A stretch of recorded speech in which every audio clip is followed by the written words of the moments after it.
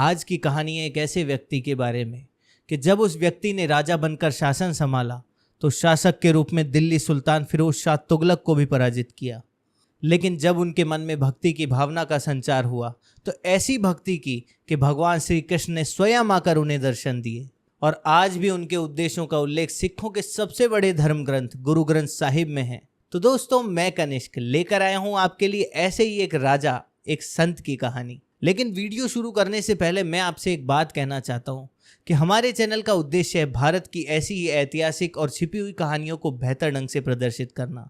जब आप हमारे चैनल को सब्सक्राइब करते हैं तो हमें और बेहतर से बेहतर वीडियोस बनाने की प्रेरणा मिलती है। तो हमारे चैनल को सब्सक्राइब करें और ज़्यादा से ज़्यादा लोगों तक हमारे वीडियोस को शेयर करें। अब हमारी कहानी को शुरू करते हैं। संत शिरोमणि पीपा का जन्म विक्रम संवत 1417 चैत्र शुक्ल पूर्णिमा को अर्थात 31 मार्च 1323 को खींची राजवंश में हुआ। इनके पिता कड़वाराव गागरोन राज्य पर राज किया करते थे, जिसकी राजधानी गागरोन दुर्ग थी। यह गागरोन दुर्ग वर्तमान में राजस्थान के झालावाड़ जिले में स्थित है, जहां पर एक प्रकार के तोते भी बड़े प्रसिद्ध हैं, जिन्हें गागरोनी तोतों के नाम से भी जाना जाता है। संत पीपा के बचपन का नाम प्रतापराव खींची था। राज परिवार में पैदा होने की वजह से उन्हें राजसी शिक्षा दीक्षा मिली थी और वे शस्त्र और शास्त्र दोनों में निपुण थे। अपने पिता के देहांत के बाद सन 1400 ईस्वी में प्रतापराव खींची का राज्याभिषेक हुआ। उस समय उनके अधीन 52 रियासतें थीं। अपने छोटे राज्यकाल में भी प्रतापराव ने फिरोज शाह तुगलक, मलिक जर फिरदौस और लल्लन पठान जैसे वीर योद्धाओं को पराजित कर अपनी वीरता का लोहा मनवाया और शासक के रूप में अपने प्रजापालक स्वभाव के कारण आज भी इन्हें इतिहास में याद किया जाता है। समय बीता, प्रतापराव का राजकाज से मोह उठ गया था और युद्ध में होने वाली हिंसा, हत्या और जमीन जल के लिए होने वाले रक्तपात को देखकर उन्होंने सन्यासी होने का निर्णय लिया। तब उन्हें संत कबीरदास जी मिले और कबीरदास जी के निर्देशन में वे बनारस आ गए। बनारस आकर प्रतापराव जी महान संत गुरु रामानंदाचार्य जी से मिले और उनसे शिक्षा प्राप्त करने की इच्छा जाहिर की। रामानंदाचार्य जी ने प्रतापराव जी की परीक्षा लेने के लिए उन्हें कुएं में कूदने के लिए कहा। प्रतापराव जी गुरु की इच्छा के खातिर कुएं में कूदने को भी तैयार हो गए। रामानंदाचार्य जी प्रतापराव से बहुत प्रभावित हुए और उन्होंने प्रतापराव को वैष्णव धर्म की शिक्षा दी। गुरु पूर्णिमा सन 1414 को रामानंदाचार्य जी ने उन्हें दीक्षा देकर वैष्णव धर्म के प्रचार के लिए उन्हें नियुक्त किया और उन्हें प्रतापराव से पीपा जी नाम दिया। इसके बाद संत पीपा जी बनारस से अपने नगर गागरोन आ गए और उन्होंने भक्ति के साथ साथ गरीबों और संतों की सेवा भी शुरू कर दी। उन्होंने अपना राजपाट भी मंत्रियों के भरोसे छोड़ दिया। उनकी सभी रानियों ने उनके इस तरह से धन लुटाने का विरोध किया। उनकी एक सबसे छोटी रानी सीता ही थी जो उनका इस कार्य में भी सहयोग करती थी। एक बार संत पीपा जी के गुरु रामानंदाचार्य जी ही गागरोन आ गए। राज परिवार और राजपाट की ऐसी स्थितियां देखकर उन्होंने पीपा जी को राजपाट छोड़ने का आदेश दिया। पीपा जी ने गुरु के आदेश का पालन किया और अपने भतीजे कल्याण राव को राज्य सौंपकर अपनी सबसे छोटी पत्नी सीता के साथ धर्म यात्रा पर निकल पड़े। इसके बाद संत पीपा जी अपनी पत्नी के साथ टोडा गांव में रहने लगे।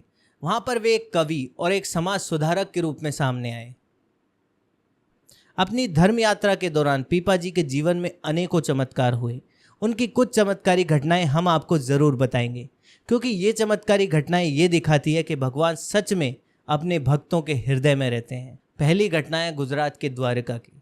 ऐसा कहा जाता है कि एक बार संत पीपा अपनी पत्नी के साथ गुजरात के द्वारका नगरी में पहुंचे। उन्होंने वहां पंडित पुजारियों से पूछा कि भगवान कहाँ मिलेंगे, तो पंडित पुजारियों ने उन्हें मूर्ख समझकर कहा कि यहीं समुद्र में होंगे। भगवान के दर्शन की पीपा जी की इच्छा इतनी तेज थी कि वे अपनी पत्नी के साथ समुद्र में कूद गए। जब आसपास के लोगों ने उन्हें समुद्र में कूदते हुए देखा तो उन लोगों ने उन्हें समुद्र में बहुत खोजा, लेकिन वे और उनकी पत्नी नहीं मिले। 9 दिन बाद पीपा जी और उनकी पत्नी द्वारका के लोगों को तट पर मिले और उनके कपड़े भी सूखे हुए थे। ऐसा माना जाता है कि पीपा जी को उनकी भक्ति भावना के कारण भगवान श्री कृष्ण स्वयं मिले। उन्हें कृष्ण ने अपनी द्वारका नगरी में 9 दिन ठहराया और ब्रह्म ज्ञान देकर वापस धरती पर भेज दिया। इसी प्रकार पीपा जी के साथ दूसरी घटना हुई। जब वे अपनी पत्नी के साथ द्वारका से वापस लौट रहे थे, तब एक पठान उनकी पत्नी सीता जी पर मोहित हो गया। उसने सीता जी का अपहरण करने की कोशिश की, लेकिन भगवान की कृपा ऐसी थी कि वह अपने मकसद में कामयाब नहीं हो पाया। इसके बाद संत पीपा जी को रास्ते में एक शेर मिला। ऐसा माना जाता है कि उन्होंने शेर को भी अहिंसा और मोक्ष के मार्ग पर चलने का उपदेश दिया।